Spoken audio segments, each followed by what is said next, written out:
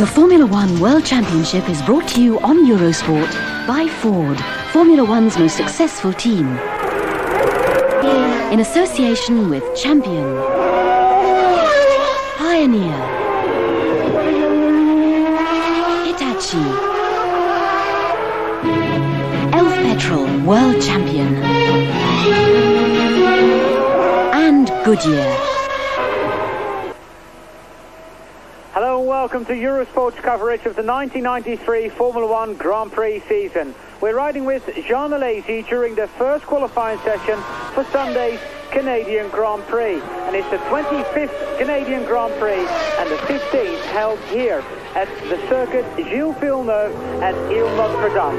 A circuit not being used very much, John. It's very green, and as ever, Alain Prost was very quick.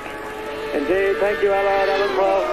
Not surprisingly, was quickest this morning, but was impressive though with Alain Prost.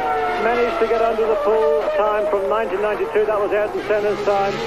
It was about 3 thousandths of a second, but sufficient to give him an advantage, and really was what we have come to expect both Damon Hill and Alain Prost. Like everywhere we've been so far this year, these two cars way above everybody else in terms of performance.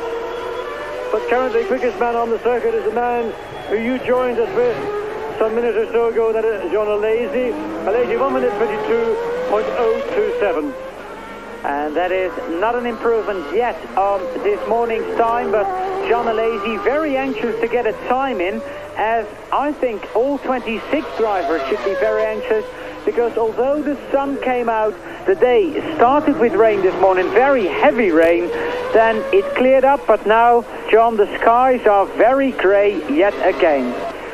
Well, it's a tradition of this Canadian Grand Prix. The racetrack, in fact, is actually situated right in the middle of the St. Lawrence Seaway, in the middle of Montreal town, and weather has always been a factor in the Canadian Grand Prix at this particular venue.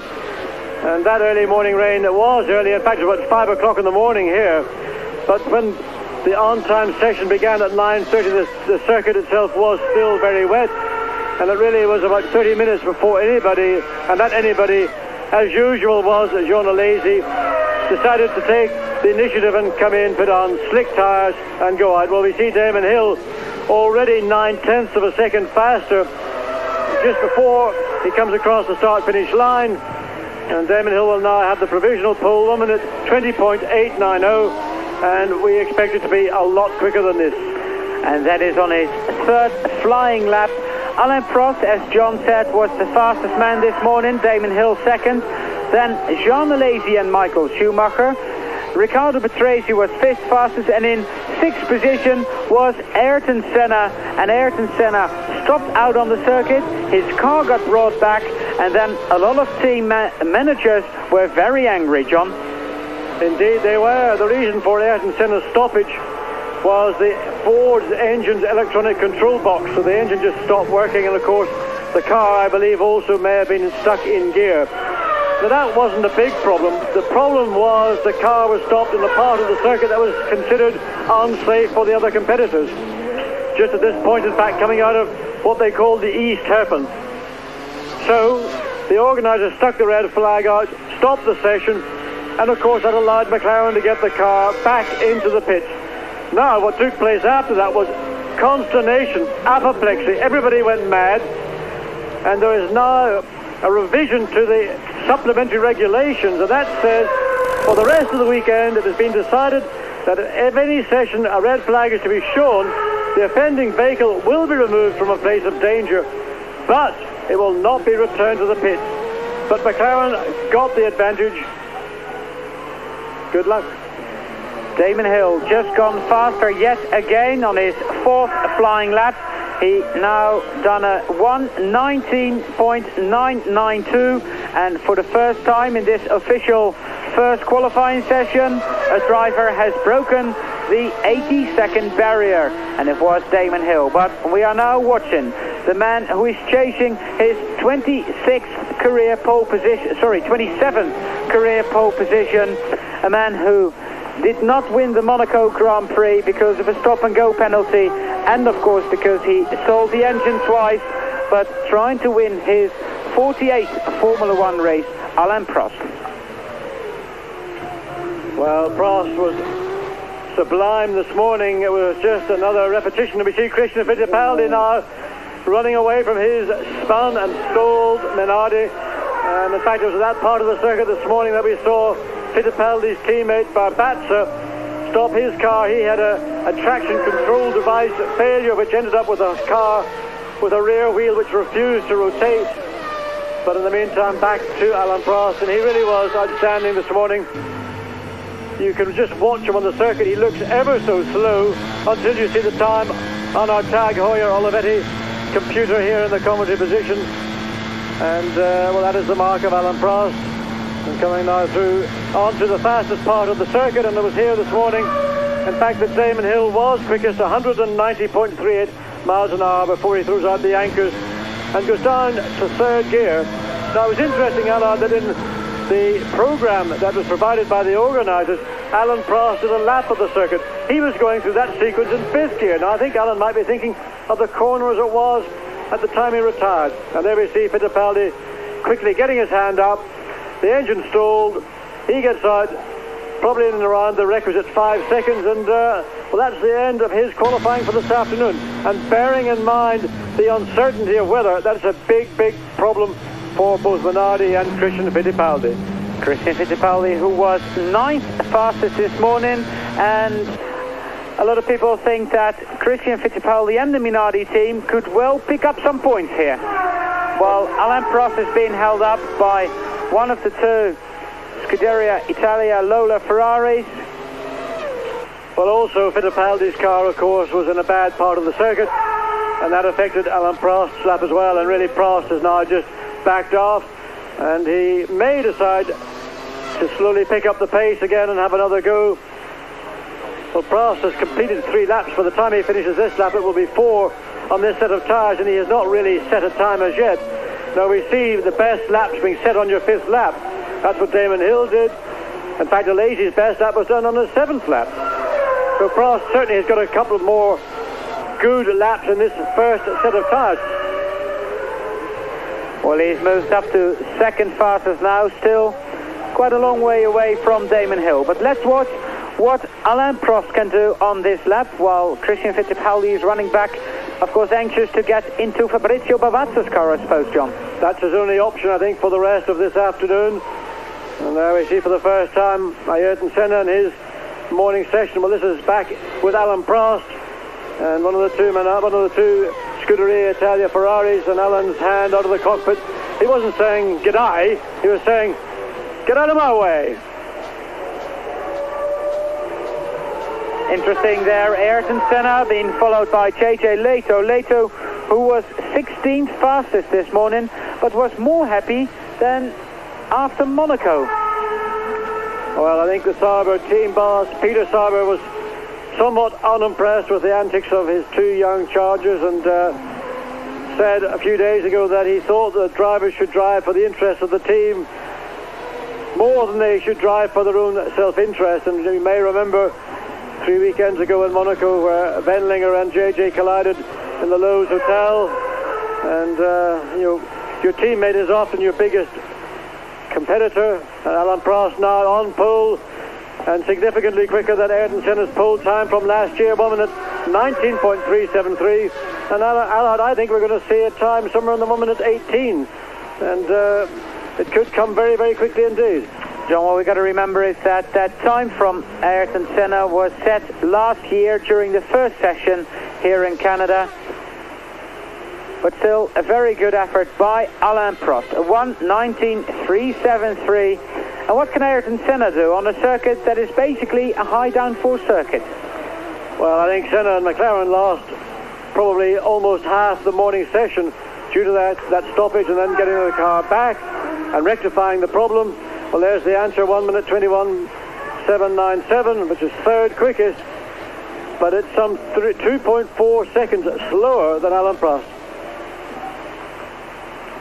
Well, that is not how you want to go through the chicane, and we see one of the 2 Scuderias almost making contact, almost becoming, as we've seen in IndyCar racing, a concrete eater, because there's a very stout concrete wall on the outside of the exit. of that right-left chicane onto the start, finish straight. In the meantime, Ayrton Senna has a clear track. Fittipaldi's car is now out of the way. And Alain Prost. I know you want to get in, Allard, but Alain Prost is now the first man to get into the 1 minute 18-second bracket with an 18.987. And, well, I think we're going to see it even lower than it is. A very good and a very impressive, very confident performance from Prost, who after Monaco, I have to say, didn't maybe convince me as much as we've seen him do at other parts of the season. And there we also see how bumpy this circuit is. Ayrton Senna being 2.3 seconds slower than Alain Prost on the second intermediate, going through the chicane, and then there's only the drag to start finish and another lap time. It's a little faster than he did, 1:21.706, but for the moment he is nowhere near that 1:18.987 of Alain Prost. Well, it's very noticeable, Allard, and we talked about it this morning. You look at the rear wing on Senna's McLaren, you can see the sponsor's name on the rear wing. It's not that clear, but wait until you see a Williams. It's like literally the barn door we keep referring to when cars are running a lot of rear downforce. And even the Minardi, Babatza's car, would appear to be carrying more wing than Senna's McLaren. Now, this is a downforce circuit, as you said. You want to get as much grip, particularly traction. In spite of having traction control, you still want the downforce. And the McLaren looks to me to be carrying less rear wing than on a great deal of cars here. Alain Prost and Damon Hill are the provisional numbers 1 and 2. Then it's Ayrton Senna and Jean Alesi in 3rd and 4th. Karl Wendlinger is 5th for Sauber at the moment. This is Gerhard Berger on your screen. He's in 6th position. 7th is Rubens Barrichello, and that's a very big improvement from the 1:25.0 he did this morning to a 1:23.1. Then it's Alessandro Zanardi in 8th, 9th Johnny Herbert, and in 10th place Aguri Suzuki. And that's the top 10 here in Montreal at the moment after 20 minutes of qualifying. For the last 40 minutes, join us after the break here on Eurosport.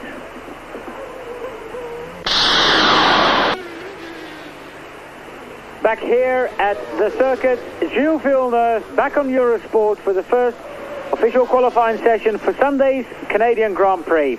This is Derek Warwick, a man who was complaining about the handling of his car this morning. And what did they say, John? Well, I think they actually did more than complain. The word they used that was printed, rather than the word they may have used to the team directly, was disastrous. Disastrous handling. Now, Canada is quite a bumpy surface. You can't really see it clearly here on these pictures, but you just see that very choppy ride. That plays havoc with the aerodynamics on these essentially flat-bottom Grand Prix cars. But Alain Prost in the pits talking to his engineers have probably got the easiest time with that extremely sophisticated active ride suspension, which the Williams team have spent many years developing and perfecting. And in fact, we understand that all those regulation changes that were outlined earlier this year, banning electronic aids to driving, to suspension, to gearboxes, to throttle controls, to traction control, whatever, that we believe has been ratified, and we're going to see, I believe, in 1994, cars with gear changes that are actually done by the driver via a gear lever that's attached by a rod to the gearbox. Now, some drivers might find that a rather strange experience.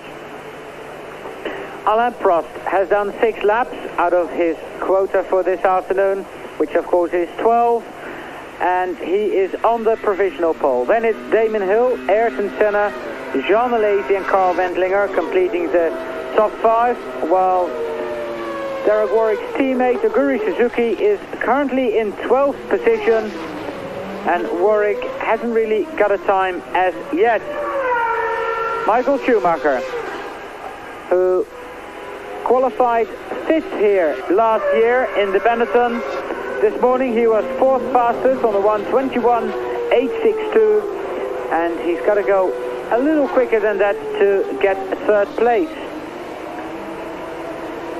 And the Benetton also running a lot of downforce, John. They're trying, like everybody here, to maximize the grip. The kind of surface that this circuit has had traditionally, and you see Schumacher taking a rather odd line, now whether that is intentional or whether he made a little error, but the surface here tends to be of a very low grip variety. You tend to slide a lot, so you end up putting on downforce. Now, this morning, ironically, to try and get the balance between speed, good top speed, and a good overall balance in terms of the front end grip and the rear end grip, Michael Schumacher actually took downforce off. So while downforce is the normal way to go quicker, if you don't get the correct balance, sometimes by taking downforce off, you might find a better balance, which actually enables you to open the throttle sooner and therefore go quicker. And that's part of the knack of getting a good setup on this demanding circuit. A lot of low-speed corners. You've got 2 hairpin bends. You've got about 4 or 5 left, right. They're not entirely chicanes, but they have the effect of a chicane. And really only one flat-out, very, very quick right, left, right flick, and that's coming back on the return leg to the pits, and that is mighty quick. The chicane, and then a quick sprint to start-finish. And let's see what Michael Schumacher is doing here on his very first flying lap. A 1:23.649 for Michael Schumacher, currently in 13th position. Well, we've seen with other people, Damon Hill and Alain Prost, that in fact it's about lap 5, 6 or even 7 when the best performance from the tyre and car are being produced. So Schumacher now on his 4th flying lap. We should expect to see a significant improvement, something I was thinking the order of close to 2 seconds, and that would bring him up onto the 2nd row of the grid alongside arch rival Ayrton Senna and ahead of Jean Alesi in the Ferrari. And I must say that the ever-improving performance from the Ferraris we saw in Monaco and in Barcelona, that gradually the effect of John Barnard and the team of people that he has working with him is beginning to pay dividends. Alesi currently in 4th, and of course Alesi, who finished in 3rd position here last year, and the winner of his Grand Prix is his teammate Gerhard Berger, who was driving for McLaren last year, but now of course in a Ferrari. Well, 2.6 seconds away from that 1:18.987, but Michael Schumacher is going to get into the 1:21.9, and he is now into 5th position. Yeah, just a tenth of a second short of Jean Alesi for 4th, and now Schumacher on his 5th lap, and this is arguably the lap on which these Goodyear C compound tyres are at their best, and Schumacher trying very hard indeed, really more power and not enough grip, locking up the left front. And the danger here in Canada is it is so easy to do what we're seeing with Michael Schumacher do, and that is in effect overdrive, because the level of grip is low. You sense that there's more grip in fact than there in reality is, and we saw there clearly 2 little moments for Michael Schumacher. Now they may affect ultimately that lap by something like a tenth or at most 2/10 of a second. Michael Andretti currently in no position, but he was sent this morning trying to find his way around the circuit. Michael, who has been criticised by some people, John, of not doing a lot of testing. Well, over the last 2 weeks, McLaren were testing for 12 days. And I think each of those 12 days, or certainly the larger part of them, were done by Mika Hakkinen. So Michael Andretti was back in the States, and I feel personally that the more time that Michael Andretti can spend in a Grand Prix McLaren, the better. It doesn't matter where it is. You've got to become familiar with that car. You've got to pull it on like an old comfortable shoe. Michael's had a big disadvantage. Every circuit he's racing on is a new circuit. There's a limited amount of time in any session. There's no use of the spare car this year either. So if his car has a problem, he has to wait until it's repaired. And I feel that he really should spend a lot more time in Europe and spend that time around the team. Go into the factory. When the team is testing, be there, even if you're not driving on that given day. It's all a part of growing up in a Grand Prix environment, a Grand Prix team. And, well, I know that Michael will be spending some 2 or 3 days testing in the near future at Silverstone. So obviously, with the British Grand Prix coming up in the next 4 weeks, a very important race for the McLaren team, and a crucial race, I would think, for Michael Andretti as well. Michael Schumacher has moved up to third position on a 1:21.332, while Michael Andretti is now in 10th position, the same position he was in this morning. He's on his 6th lap, and he can do a maximum of 12. Schumacher has gone quicker yet again, now on a 1:20.808. And Allard, that's 0.9 of a second faster than we've seen Ayrton Senna do so far this afternoon. Now, the battle between the Benetton and McLaren teams has been another major feature of this 1993 season. And the arguments going to and fro as to whether McLaren should have the 7 Series engine, well, really, it's all gone very quiet. McLaren are doing their own development in conjunction with Cosworth, but they are hoping that come the British Grand Prix at Silverstone, they will in fact get that 7 Series engine. It all depends on the development work that Cosworth are doing on behalf of Benetton. If that work is A, ready, but B, more importantly, if it's better than the 7 Series currently in the Benetton. So again, a bit of a watershed for both Benetton and McLaren. Riccardo Patrese, 5th fastest in the morning session, being 0.8 of a second slower than teammate Michael Schumacher. And if he does that, then we're going to have Schumacher and Riccardo Patrese on the second row of the grid provisionally, while Michael Andretti completes another lap, which is faster than his previous one. He's still in 10th place on that 1:22.800, and that is quicker than Michael went this morning. So he is picking up speed, as we would expect, and as we would expect from the circuit. Yes, indeed, and I think that's a question that Michael must himself be aware of, that the more time literally on this track, and we're in car now with Michael, this is coming around the back of the circuit. Early in the session, just at that point, we saw Kia Katayama go off and plant the nose of his Tyrrell Yamaha into the barriers. So his session certainly is finished with that car. He will, I hope, try and get back to the pits quickly, and if Andrea de Cesar's car is free, then get into that and finish that session. Funny, John, Aguri Suzuki, who's in 12th position, has done his 12 laps. He's finished for this afternoon. I think Aguri might have thought, well, it's going to rain, I might as well get the laps in now and finish, because can't see any other reason. Well, the only other reason I can think is he's a very keen golfer, and I mean, you don't want to be playing golf in the rain. I mean, if you're going to finish your qualifying session, we're only some 35 minutes into a 1 hour session, and there we look in front of Aguri Suzuki's Tyrrell. We saw just before we went on air that car making contact with the barrier. He broke the nose, but more importantly, he damaged the left front suspension, broke the steering arm. So that car pulled away to the safety of the circuit. Well, and although he's only done 3 laps, he's still in 19th position on the 1:24.391, and I imagine that'll be safe to get him into the race, John.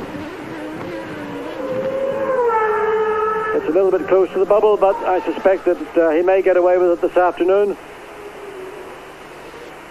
JJ Leto in his Sauber with the V10 Ilmor, and Ilmor, another team that were doing a great deal of testing recently, and they've been running the latest version of that Ilmor V10 engine and a revised gearbox package, but they're not anticipating running it until much later in the season. In the meantime, Riccardo Patrese completing yet another lap, and Patrese was 25th, still is. Yeah. Well, that's something we would imagine is not going to stay like this for very long. I think Patrese is probably the only man that's raced here, raced at Montreal on the Circuit Gilles Villeneuve for every year the Grand Prix has been held here. The first year back in 1978, and it was only in 1987 that in fact there was no Canadian Grand Prix for, let's call them, political reasons. So this man should know his way around here better than anybody. Alain Prost and Damon Hill are still in the pit garage, still the fastest driver. In 6th place there's Carl Wendlinger, and Wendlinger, who's got his best Grand Prix result to date, actually here a year ago when he finished in 4th place with the March in the Ilmor engine. And John, it is a Grand Prix that if you manage to finish, you're sort of 80% towards points, aren't you? It's a very, very hard Grand Prix, both on the brakes. There's a lot of braking from high speed down to very low speeds. Likewise, the fuel consumption is generally very high because you're getting up to high speeds, heavy braking, then you've got to re-accelerate back up again to high speeds. And Riccardo Patrese is now up to 8th place. So it's a circuit that is always very marginal in terms of mechanical reliability and also for fuel consumption. A Williams lockout on the front row for the moment with Prost and Hill. Then it's Michael Schumacher and Ayrton Senna. Jean Alesi and Carl Wendlinger on the third row of the grid. Gerhard Berger and Riccardo Patrese on the fourth. While Eric Gomez and Martin Brundle are on the fifth row of the grid after about 40 minutes here in Canada.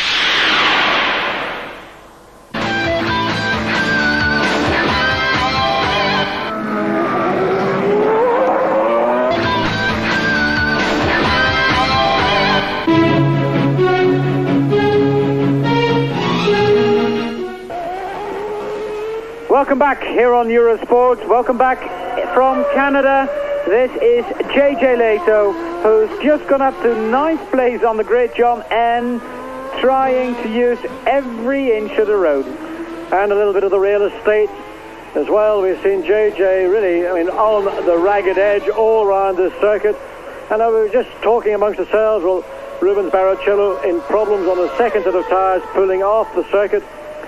But going back to JJ, it's interesting watching him, Mika Hakkinen, who really ought to be here but is not, and of course one of the early pathfinders, Keke Rosberg. They all like cars that, for me, look very nervous, whereas other drivers like Alain Prost and to a lesser extent Ayrton Senna prefer a car that is a much more predictable and easy driven car. Well, there's the waved yellow flag to indicate Barrichello's pulled off, and that is at the quickest corner on the circuit. They're coming through that right, left, right flick at something like 180 miles an hour, getting up to 190 before they brake for that final chicane onto the pit straight.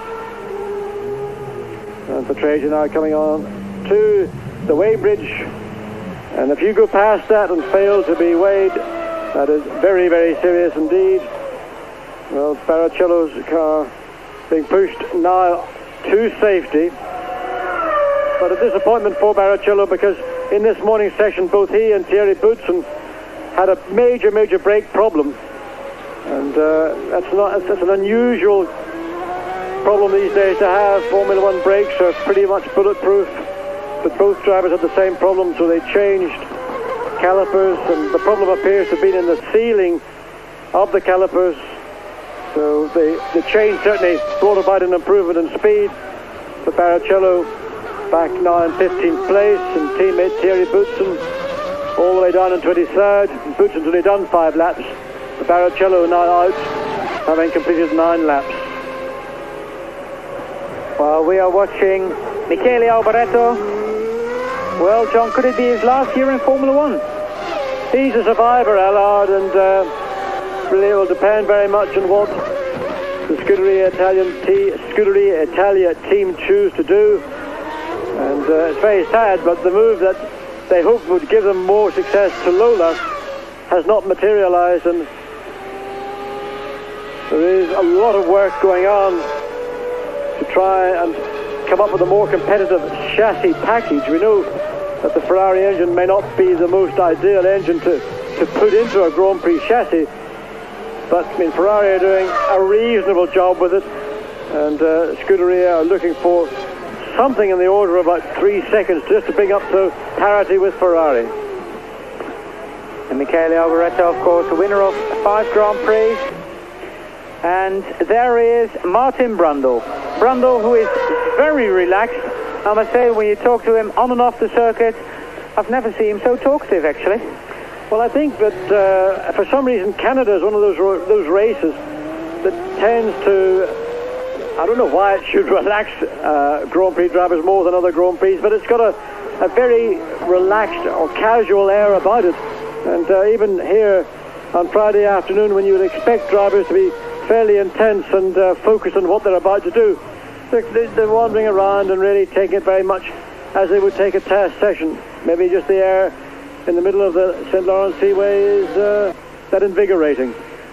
Martin Brundle, the man, I think, who would have won his first Grand Prix here last year if his gearbox would have held together, but that's motor racing, and Brundle is currently in 11th position.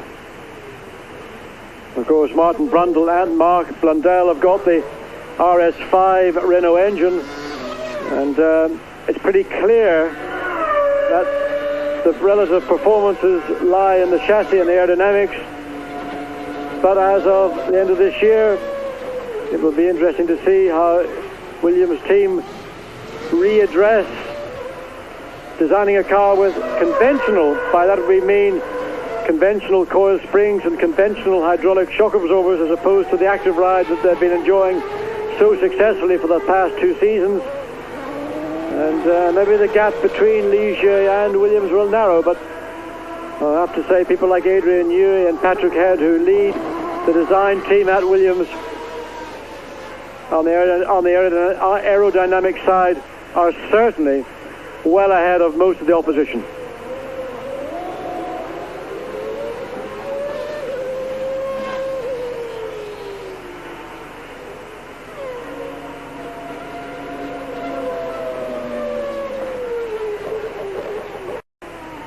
The other half of what they call themselves, the Super Mario Brothers, Mark Blundell, Martin Brundle's teammate, and Mark is currently in 13th position on a 22.820 and Brundle on a 22.2, and they've been fairly evenly matched all year, John. Bit of swings and roundabouts between the pair of them. I think in terms of out-and-out speed, Mark might be the slightly quicker, but Martin has got enormous experience, and Martin Brundle, of course, is a great race driver. And as you quite rightly acknowledged, Martin Brundle's performance here 1 year ago was one of the highlights of the race, and you quite rightly say also it should have been his maiden Grand Prix victory. Martin Brundle moved up to 7th position on a 1:21.973, and that is, let's say, he's second off the front off the second row. Sorry, it's a long way off the front row, but a second off the second row. So again, John, I think we can say that positions 3 till say 15 is going to be fairly close.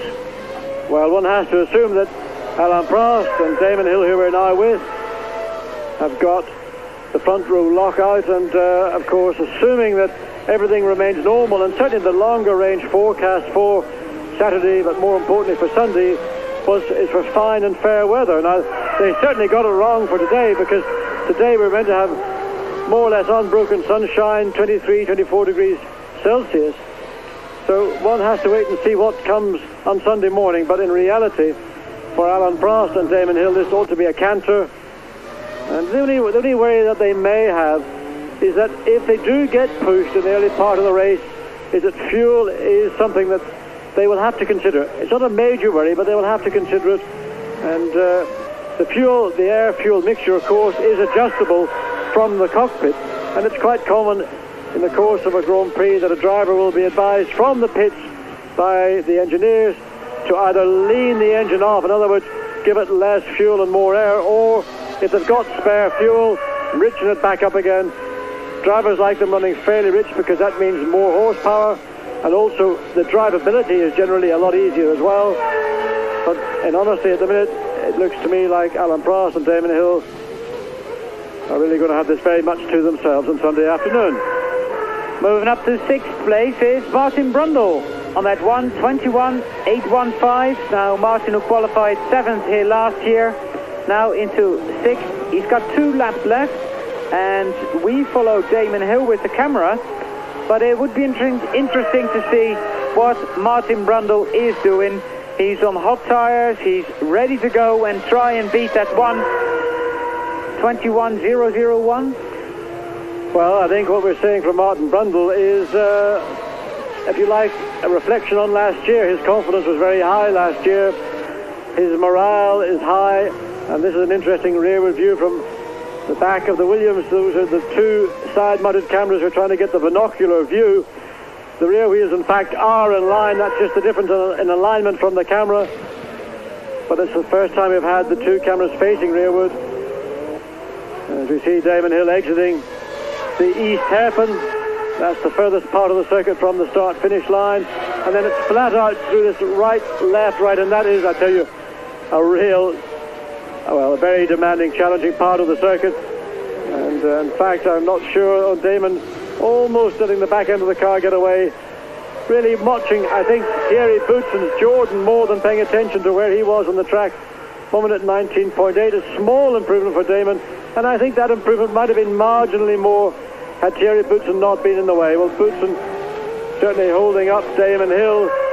And Boutsen sliding all over the place. Damon on his 10th lap now. And he'll have 2 more laps at the end of this lap. So he's got an opportunity to get closer to teammate Alain Prost. But Prost certainly very much in control and very much the master of the circuit, Gilles Villeneuve. Well, Damon Hill has improved a little bit. A big improvement from Gerhard Berger, who is now on the 1:21.603 in 5th position. Ayrton Senna back in 6th position. And then Martin Brundle in 7th. Jean Alesi is in 8th, Carl Wendlinger 9th, and Mark Blundell in 10th, while Brundle's moved up to 6th on exactly an identical time that Gerhard Berger has done. 1:21.603, but of course Gerhard done it first, so he's got 5th. Well, I repeat again, it's amazing what a little bit of self-belief and confidence does. Undoubtedly, the Ligier is working very well for Martin Brundle, and of course, I mean, Martin will tell you in a quieter moment just how fantastic that Renault engine is. And well, 6th place, a very, very good position indeed. Mind you, these are provisional because we've still got Saturday's qualifying to come.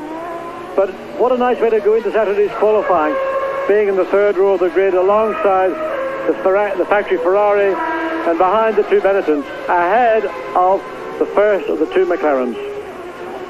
Now Gerhard Berger has gone quicker again. That's 1:21.287, and there's Philippe Alliot, who has parked his Larousse well and truly in the gravel, minus left rear wheel. Well, he's running an awful lot of camber on that left rear, isn't he, Allard? He's probably got about 15 degrees. That is not a design feature. Robin Hurd, who designs this car, did not intend it to be like that. That is the result of contact somewhere in that gravel trap, probably with the tower wall. But Philippe, as we see, stepping out totally unhurt and really only dented pride. And Alliot was, well, he currently is 15th, and he'd only done 7 laps. He's on his 8th lap. A lot of activity out on the circuit at the moment, with Damon Hill running out of laps very quickly indeed. He's still on that 1:19.865, but I get a feeling that he's getting held up. Oh, 1:19.491 with 1 more lap to go for Damon Hill. Well, he's got exactly half a second to find if he's going to demote his teammate from that provisional pole. And well, a little bit of Ferrari, and notice Johnny Herbert and Gerhard Berger. Not quite sure who was trying to do what to whom at that particular point, but both looking for improvements. Gerhard Berger, of course, currently in 5th place. And Johnny Herbert well down, and in fact not even in the top 18. 19th. Alain Prost, Damon Hill, front row, Michael Schumacher, Riccardo Patrese and all Benetton, 2nd row. Gerhard Berger and Martin Brundle are on the 3rd, and then Ayrton Senna and Jean Alesi. We've got 10 minutes to go here in Canada to the end of this qualifying session. Please join us after this short commercial here on Eurosport. Welcome back here on Eurosport for the last 8 minutes of this session, and there we see a replay of something that happened when we went through the commercial break. Carl Wendlinger parking his car. He actually thinks it's on fire by the speed he's getting out. But John, what's more important is that he's lost a lot of oil at the exit of the chicane to get on the main straight. Well, I think what happened was he came down into that final chicane and they had an engine failure, a bit like the old Torrey Canyon, oil and water gushing everywhere. He then almost spun on his own oil and water. He then proceeded to continue driving down past the pits, and I think what he got out of the car for wasn't because he thought it was on fire, but in fact because some of the oil, or certainly some of the water, had seeped into the cockpit and it was burning his nether quarters, and that water on those parts of your body is very painful. Nonetheless, it's more or less brought to a premature halt this qualifying session, because where the engine hemorrhaged so badly is just on the exit of that chicane, and we just saw Ayrton Senna going through it as he came out at the end of his first lap, and well, that will slow that part of the circuit down considerably, and I would be surprised if any improvements occur. You can see Alain Prost just kissing the edge of it. That's the wave yellow flag, and unless they can make up time around the rest of the circuit, they will certainly have to be a little bit more cautious on the exit to that chicane. But Alain Prost and Ayrton Senna, for Senna it's much more crucial. He's down in 7th place. He's had a very disjointed day altogether, and the McLaren team are not able to get the car to work to the satisfaction of Senna or Michael Andretti, whereas Alain Prost is very comfortable and happy indeed with his little lot.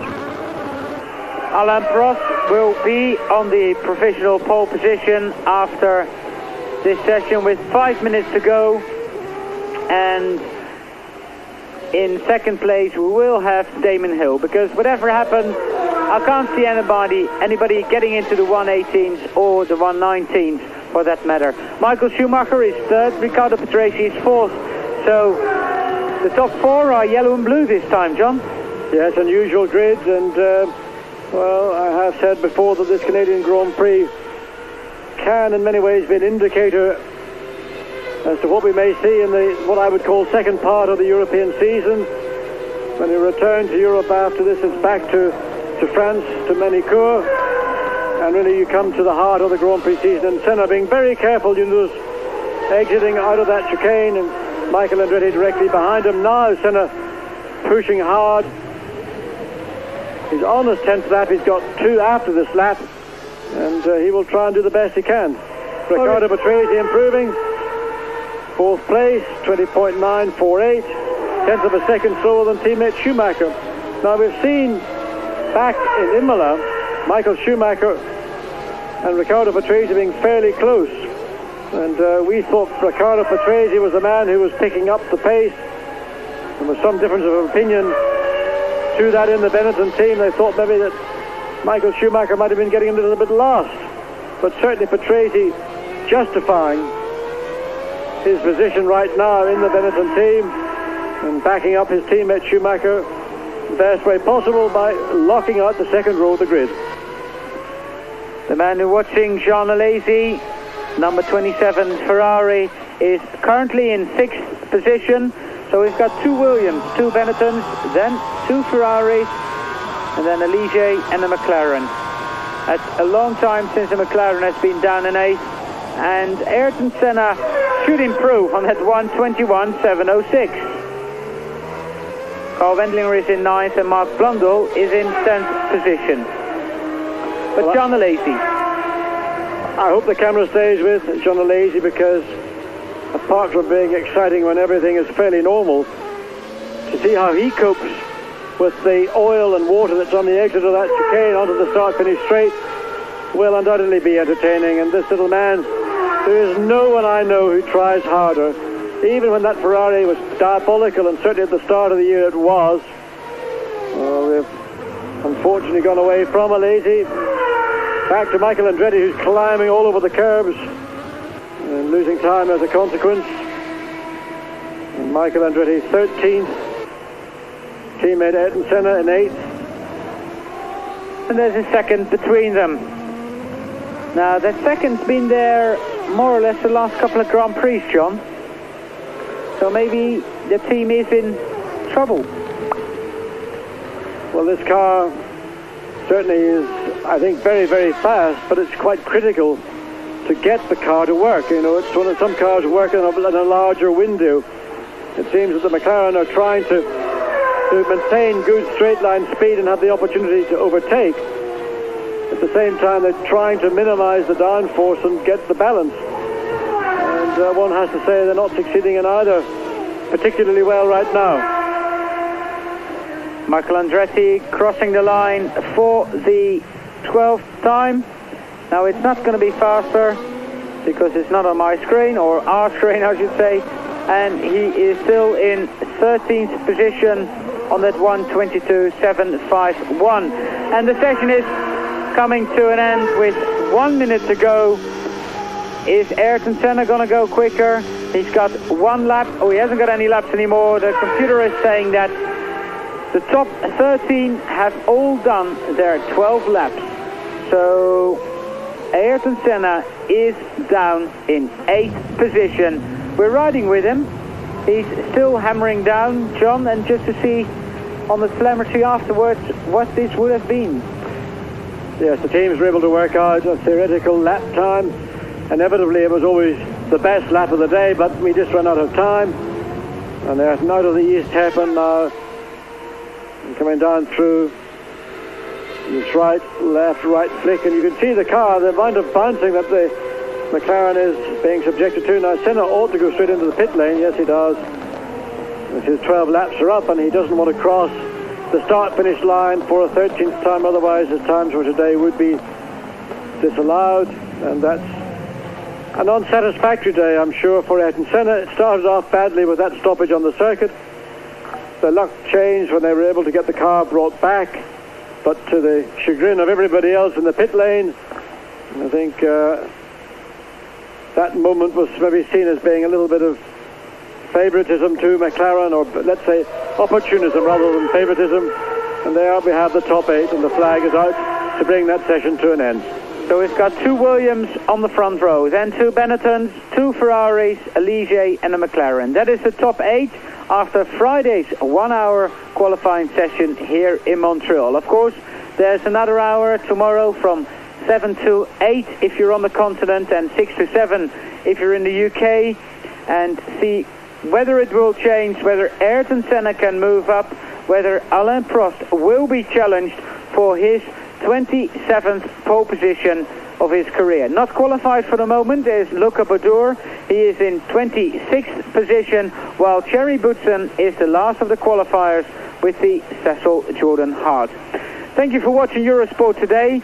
From John Watson and Allard Kaufis, bye-bye from Canada, and we hope to see you tomorrow, same time, same place. Thank you very much for watching. Bye for now. Petrol World Champion. And Goodyear. Chip is brought to you on...